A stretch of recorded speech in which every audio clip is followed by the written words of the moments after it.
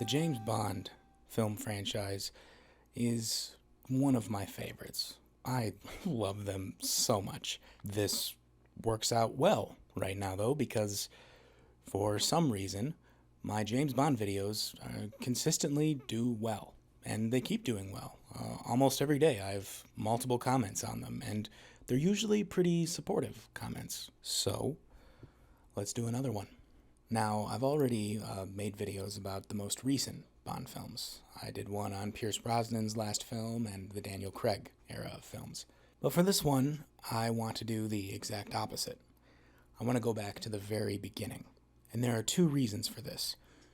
Reason number one is I just think they're amazing movies. Frankly, I think the first two Bond films might be the best in the series. The second reason for talking about these films specifically is I want to show how the Bond formula came to be.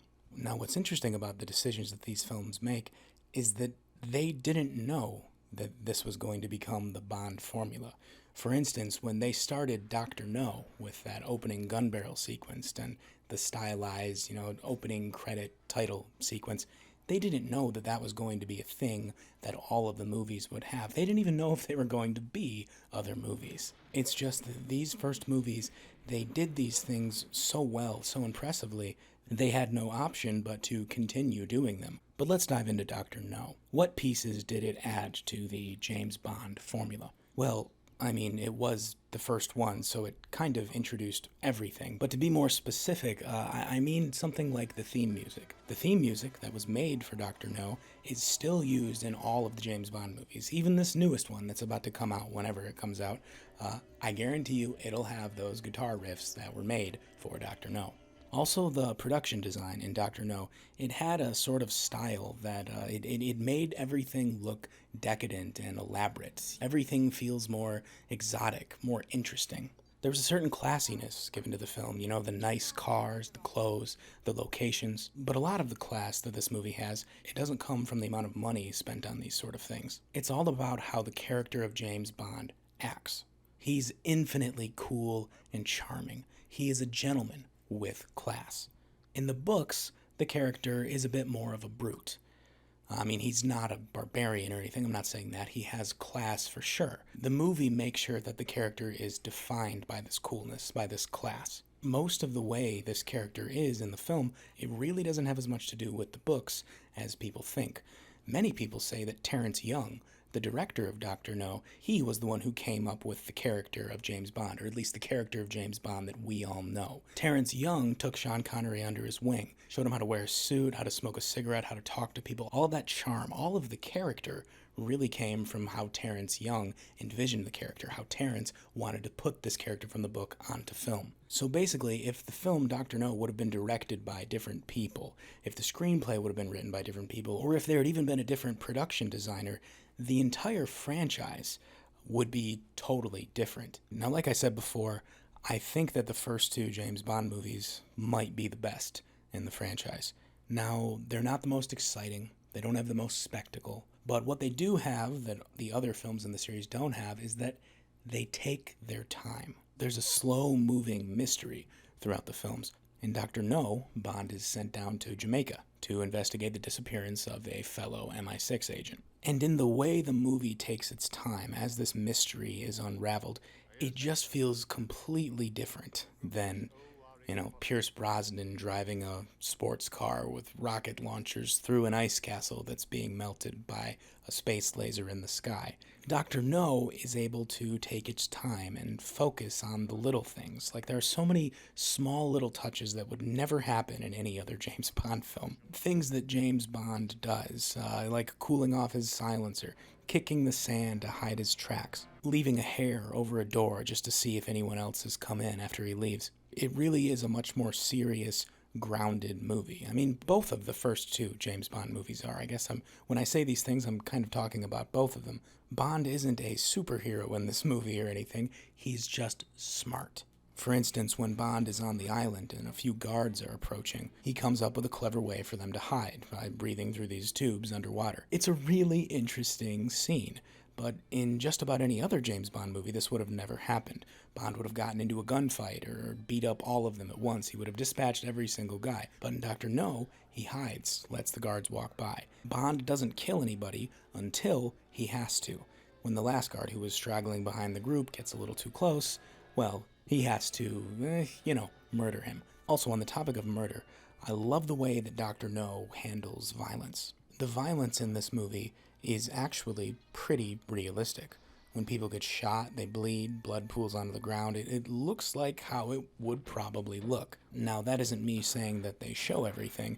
In fact, they don't show everything, and I think that's what makes it so effective. When Bond is going to brutally kill somebody, strangle somebody, or do something like that, rather than show all of it and make it unrealistic, because you would have to in this era of filmmaking, they didn't really show any gore or anything like that. Rather than make it unrealistic and show it, they choose to hide away from it, to shroud it a little bit. Because again, what this movie does so well is that it is realistic. Even the villain, the threat, the scheme, it's not causing a nuclear war or shooting things with a space laser. It's about a guy on an island who has found a way to shoot down rockets that the US is trying to launch. It's about hurting the United States in their efforts in the space race, which is a pretty interesting, timely sort of thing to have this movie be about. And also, the way that Bond disrupts this evil scheme is also pretty realistic. He just dresses up like one of the workers there and turns a dial the wrong way. And once everything goes wrong and this nuclear reactor starts, screwing up and becoming dangerous, it's not that all of the guards are assembled to kill James Bond or anything. No, they're just people that have a job. They're not going to risk their lives. They just run out of the building. Dr. No tries to fight Bond, but after that, no one else does. They do what any human would do, and they just run away. Oh, and speaking of this villain's lair, I know it's become a cliche now because it's happened in so many Bond films, but really just try to imagine what it was like seeing this movie for the first time. It's all very grounded, all very plain looking in Jamaica, and then we have this elaborate labyrinth of technological wonders, and just like look at the inside of this room that Dr. No puts Bond and Honey Rider in. Look at how cool this room looks. Look at this hallway. It's just, God, it's great. Okay, I've gushed enough about this movie. Let's go to the second one, which I may like even more. Of course, I'm talking about From Russia with Love. Right out of the gate, From Russia with Love starts out perfect. Just look at this first shot. I mean, really, the opener in general is just astounding. The quiet footsteps, the subtle music, the tension, it's all so effective. And then bam, just like that, our main character, who was so great, so brave in the last movie, he's dead. He's killed right in the first few minutes of the film. But wait, what is going on here? Turns out it's just a realistic mask, and this is some sort of, training operation for the bad guys. And also, I think, like, one of the only times that the Bond movies used the whole mask thing, and it's gone on to carry the entire series of the Mission Impossible movies, but that's off topic. Also, this intro is just great. The music is incredible, and the visuals are even better. It just looks really, really cool. I mean, for people seeing it in this era, I'm sure it looked just mind-blowing, but even for me right now, this just looks good. It's just projecting words onto pretty girls, and that's pretty much it. But the way they do it, they do it so well. Also, the pretty girls thing. If we're talking about the James Bond formula, I mean, the pretty girls dancing with the trippy visuals in the intro. I mean, From Russia with Love really set the standard with this intro, and I totally see why, because this intro is amazing. In the next scene in the movie, we can see that it's set in Venice, but it doesn't tell us. There isn't like big text on the screen that tells us that it's in Venice. It's just if you happen to be reading things and paying attention. This is just one example in just a collection of examples that just show that these movies, they require just a little bit of thought from their audience. They don't hold their hand. It's not about the spectacle and the action and the adventure. I mean, it is about those things, but it's also about so much more. I love that this movie introduces this shadowy group of villains that are pulling the strings. Spectre. Dr. No mentions them in the previous film, so of course in the second one they're going to show them a little bit, but they never really show them. Again, the face is hidden, and it's all just very intriguing. It's a genius move, because people are always going to be coming back to the next movie to see if more of these bad guys are unveiled.